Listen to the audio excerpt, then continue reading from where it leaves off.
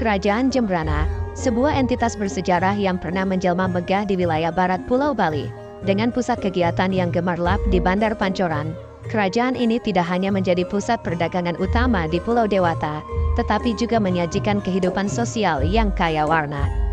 Ketika Jembrana berdiri sebagai kerajaan mandiri, terjalinlah hubungan dagang yang erat dengan pedagang Muslim, terutama dari suku Bugis dan suku Makassar. Kehidupan sosial di kerajaan ini terbilang unik, dengan masyarakat yang harmonis terdiri dari komunitas Muslim dan Hindu. Mereka, sebagian besar, menjalani kehidupan sebagai pedagang dan petani. Awal mula kerajaan Jembrana bermula saat ia melepaskan diri dari kerajaan Mengwi, dengan salah satu leluhurnya yang mencuat, Gusti Nginte, seorang pati di kerajaan Gel-Gel, keturunan Gusti Nginte, Gusti Agung Basantamiang, mencapai puncak kejayaan sebagai raja pertama Jembrana. Namun, sejarah kerajaan tidak luput dari versi-versi yang beragam. Menurut versi pertama, Gusti Gede Giri menggantikan Basantamiang sebagai raja kedua pada awal abad ke-18. Namun, terdapat beberapa versi lain yang mencatat nama-nama seperti Gusti Ngurah Tapa, Gusti Madeyasa, Gusti Gede Andul, dan Gusti Murah Agung Jembrana. Versi-versi yang berbeda menambah misteri seputar siapa sebenarnya para penguasa Jembrana dan peristiwa apa saja yang menghiasi kerajaan tersebut. Versi 2 mencatat nama-nama seperti Gusti Gede Jembrana, Gusti Putu Andul, dan Kapitan Patini, sementara versi 3 menyuguhkan deretan nama seperti Agung Putu Agung, Anak Agung Gede Sloka, dan Anak Agung Maderai. Dengan sejarah yang penuh warna dan keragaman versi, kerajaan Jembrana tetap menjadi bagian tak terpisahkan dari kekayaan budaya Bali. Keberagaman cerita ini menambah daya tarik tersendiri, menjadikan perjalanan melintasi jejak sejarah kerajaan ini semakin mengasyikkan. Kerajaan Jembrana, sebuah epicentrum sejarah di Bali, menyimpan kisah dramatis yang membawa kita dalam petualangan penuh intrik dan konflik. Berdiri dengan megahnya, Jembrana tidak terlepas dari ketegangan dengan kerajaan sekitarnya. Salah satunya adalah konflik sengit dengan kerajaan Buleleng pada tahun 1828. Pemicu pertempuran ini adalah kemakmuran yang dinikmati oleh Jembrana, yang menyulut kecemburuan dari Buleleng. Raja Jembrana, Anak Agung Putu Seloka, terpaksa melarikan diri ke Banyuwangi dengan perahu-perahu dari Bugis, menghadapi serangan pasukan Buleleng di bawah komando I Gusti Ngurah Gede. Dalam pertempuran sengit itu, pasukan Jembrana yang dipimpin oleh orang-orang Muslim berhasil membalikkan keadaan, memaksa Buleleng untuk mundur setelah kematian rajanya. Namun, balas dendam tidak berakhir di situ. Buleleng, dengan kekuatan besar, melancarkan serangan balik yang berhasil mengalahkan Jembrana, membuat Puri Agung Negara terlantar dari tahun 1832 hingga 1835.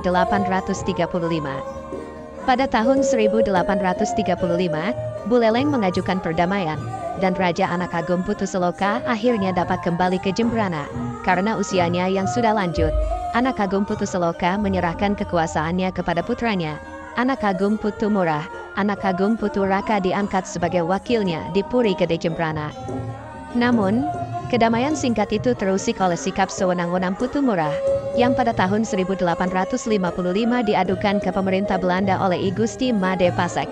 Konflik pecah, memicu perang saudara di Jembrana. Akhirnya, Raja Putu Murah menyerah pada pemerintah Belanda dan diasingkan ke Purwakarta pada 1857. Pimpinan beralih ke tangan I Gusti Made Pasek, yang menjadi Regen atau Bupati Jembrana. Namun, kesepakatan rahasia dengan Belanda membuatnya mendapat tentangan dari punggawa setempat. Pemerintahan I Gusti Made Pasek berakhir tragis pada 1866, saat ia ditangkap dan diasingkan ke Banyumas. Pergolakan tak berkesudahan membawa Jembrana ke tangan I Gusti Agung Maderai pada tahun 1906. Kini, perjalanan kerajaan ini menjadi bukti hidup akan keganasan konflik, kesedihan pengasingan, dan perubahan tak terduga yang membentuk jejak sejarah yang memikat.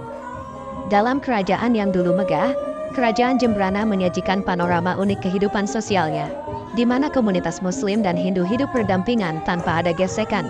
Solidaritas mereka terwujud melalui keterlibatan aktif dalam pembentukan kekuatan militer, tergabung dalam pasukan keamanan dan pasukan perang kerajaan.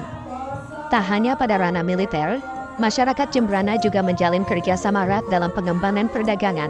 Melalui upaya pembangunan pelabuhan, ini menjadi tonggak penting dalam memperkukuh posisi kerajaan sebagai pusat perdagangan utama di Pulau Bali.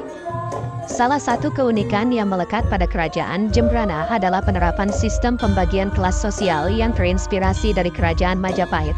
Masyarakat Hindu dibedakan menjadi Bali Aga dan Bali Majapahit, dengan Bali Aga sebagai masyarakat pribumi dan Bali Majapahit sebagai keturunan kerajaan Majapahit. Sistem kasta Hindu Jawa hanya berlaku bagi Bali Majapahit, sedangkan Bali Aga menjalankan sistem kekeluargaan yang khas. Kehidupan pertanian di Jembrana juga tercermin dalam semangat gotong royong. Masyarakat bergotong royong dalam pekerjaan pertanian, dan pengaturan air untuk pertanian dikenal dengan sistem subak. Ritual persembahan subak menjadi momen kebersamaan, di mana komunitas Hindu aktif berpartisipasi, komunitas Muslim, sementara itu, membayar pajak untuk pembagian air dan dibebaskan dari kewajiban mengikuti ritual. Tidak hanya itu, kerajaan ini juga dikenal dengan sistem bagi hasil pertanian yang disebut sistem Nandu. Dalam sistem ini, masyarakat Hindu yang memiliki sawah memberikan sebagian hasil panen kepada masyarakat Muslim yang turut berkontribusi sebagai penggarap sawah. Masyarakat kerajaan Jembrana membangun fondasi kehidupan sosial yang harmonis dan berkeadilan, di mana perbedaan agama tidak menjadi penghalang bagi kolaborasi dan kehidupan bersama yang sejahtera. Keunikan ini menjadikan Jembrana sebagai bagian yang tak terpisahkan dari warisan budaya Bali yang kaya dan mendalam. Sebuah kisah yang merayapi sejarah kerajaan Jembrana, mengungkapkan liku-liku takdir yang melibatkan kejatuhan, perubahan status, hingga peninggalan bersejarah yang terbengkalai.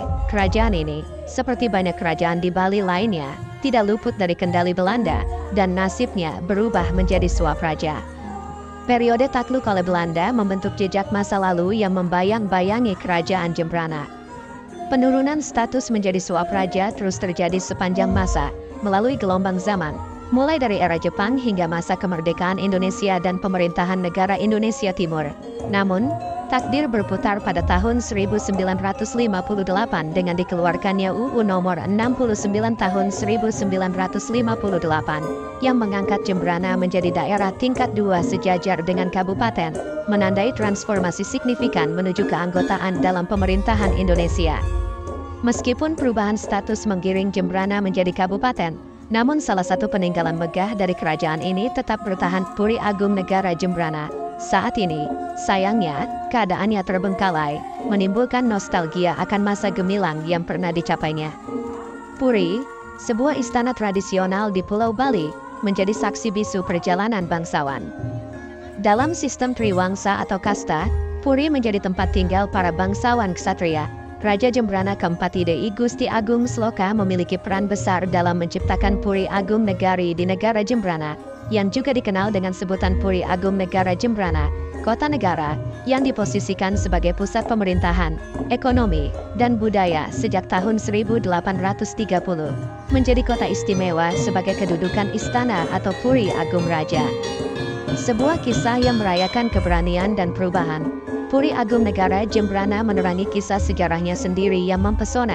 Meskipun ditinggalkan oleh waktu, peninggalan ini tetap bersinar sebagai bagian yang tak terpisahkan dari warisan budaya Bali yang kaya dan mengesankan.